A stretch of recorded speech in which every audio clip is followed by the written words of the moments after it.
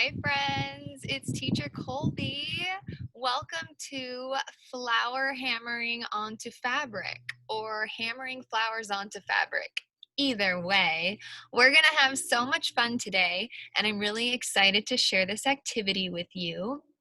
Before we get started, I thought we could settle in a little bit into our bodies and into the moment.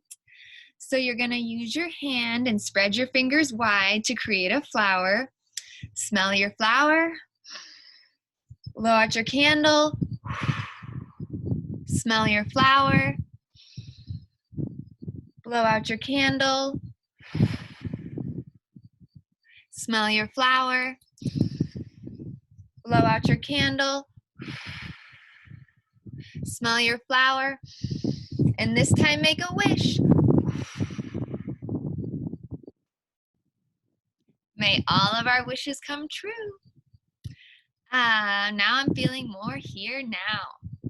So friends, today we are going to be hammering. Woo! This is super exciting. This is the hammer that I'm going to be using today for our project.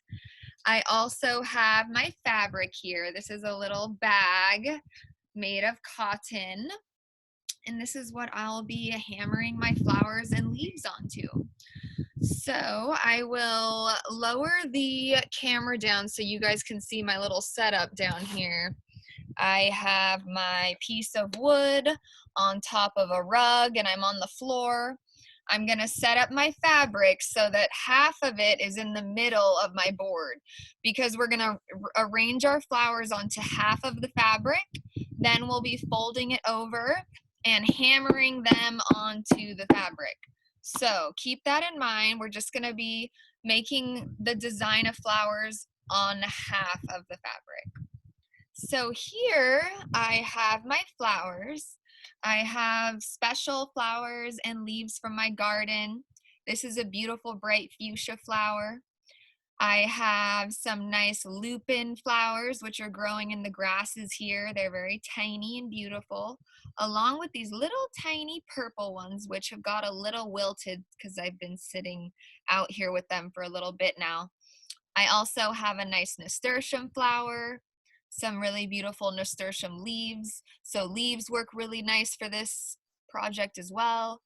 And ooh, some gorgeous rose petals. These are kind of older ones. It's nice to use sometimes like older flowers that can still transfer color, but are sort of dying. So you can help the plant by removing some of the older ones and then use them for your projects. And then last but not least, this is a calendula flower, and I like to pull the petals off and then sprinkle them on at the end. So there's some fun flowers from my garden. So your guys' first step will be to make your design. So you have your fabric set up and flat, and you'll want to place the flowers in your design pattern. Place the flower facing down like this. Same with the leaves. You'll want to place the leaves facing down. And just start to make a nice design. Just follow your heart and do what feels right. Do little sprinkles. I like a nice natural look, just kind of letting things happen naturally. I have some pretty little sage flowers. These are a nice bright red. The hummingbirds love these. They offer a lot of nice food for them. And I'll put, this fuchsia is gonna have a lot of moisture and color in it. I might pull that stem off so you can do a little bit of work on your flowers before you place them down. And you know, each flower is going to be different, and you'll be surprised sometimes the colors that come out aren't what you expected. So just keep exploring different flowers and different fun plants and leaves in your area and in your yard and in the forest. See, this one that's kind of older, I might just pull these petals off and sort of place those around. I don't want to do those dead parts, but those leaves are super bright. I mean, those petals are super bright, so I definitely want those. So I'm going to place those around onto my fabric, let it be organic. I might do one more nasturtium leaf over here. And Just take your time making your beautiful design. And now I'm going to do, you might even still have some leftovers. I'm going to use my calendula now. I'm going to pull those petals off gently and just sort of give a nice little yellow sprinkle. Ooh, that really adds a lot of nice vibrancy there. Spread the petals around if you want. Ooh, I'm excited. Okay, friends, so we have our design. We have our flowers and leaves all laid out how we like them. Getting everything all set up. And our next step is to fold the fabric over. So we'll do a nice fold, sort of pressing it down gently, making a nice little sandwich. And now we're gonna grab our hammer. And so for this part, my dears, you'll just want to make sure you're holding your hammer. I like to hold it with two hands, two fists close together and touching in the middle of the hammer. And when you're hammering, make sure that your face isn't too close. So I like to put my face and head off to the side so that I stay safe while I'm hammering. Hold on to your hammer tight. Make sure that there's no fingers, toes, or bodies in the way as you do this job. I know you guys are big and strong and you're gonna be super duper safe. So when you're ready, we can start hammering.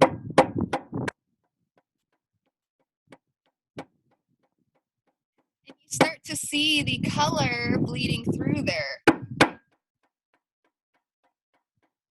Do it as hard as you can.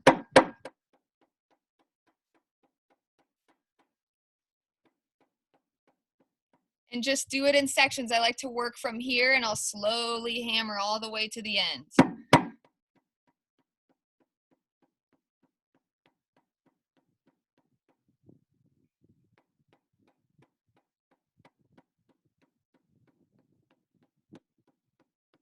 Ooh, look how that fuchsia comes through.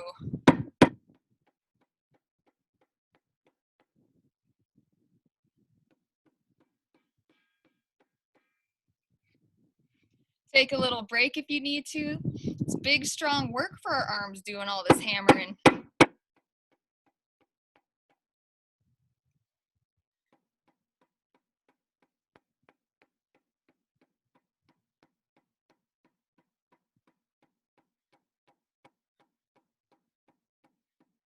Woo!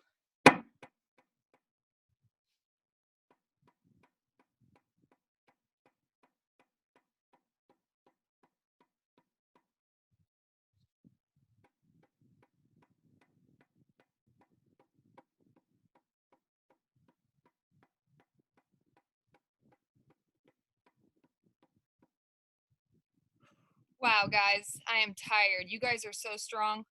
Let's, if you feel ready, if you see color like this bleeding through, means coming through to the other side, we'll go ahead and take a little peek. So go ahead and open up your fabric. Ooh, wow, look at that. So friends, it's important here to leave your flowers and leaves on your fabric while they dry. It could take a whole day. I usually wait till the next day to remove the leaves and flowers. So you guys, look how beautiful that is. All those flowers making all of that color onto our fabric. Very special and beautiful. Now, I want to show you guys something. So this is a fabric that I made a few days ago. So this has dried. I've taken most of the flowers and petals and leaves off of here. I want to show you guys how I like to do that. So I still, and here's the other side. So I left, here's an example of a leaf that I left on there still, and it's dry and kind of crusty. How I like to get them off once they're dry is I take an old toothbrush. I use the end of the toothbrush, the hard part, and I like to scrape it off. This is also a really fun activity for the kiddos. So I scraped. See, now it just has the nice kind of green leaf print. I scraped all that leaf off, and then I'll take the brush and I'll go and just clean it up and kind of get all those little leaf bits, those dried leaf bits off. And there I have my little print. So another option too is to just leave the flowers. Here's one that I pressed and hammered on a few days ago, and I never went and scraped it off, and it really just, it's like one with the fabric now. So I'm gonna leave that one, and you can leave them too and just let them naturally be as they are. They're so beautiful, you guys. And I hope that you have a lot of fun with this project. Make sure you're safe with your hammer, using those big strong muscles and arms. I'm very excited about this one. Oof, look at that design, you guys. That's gorgeous. And then in a few days, I will go and do the other side. You can see some of the color bled through to the other side. That's okay, that's great. And then I'll add some flowers to that side soon. So that was flower pounding with Colby. Be safe and have fun, you guys. Keep exploring nature. Make sure that you don't take too many leaves or too many flowers from one plant. And always thank the plant for the flowers and leaves that it gives you. Enjoy, friends. I'll see you next time.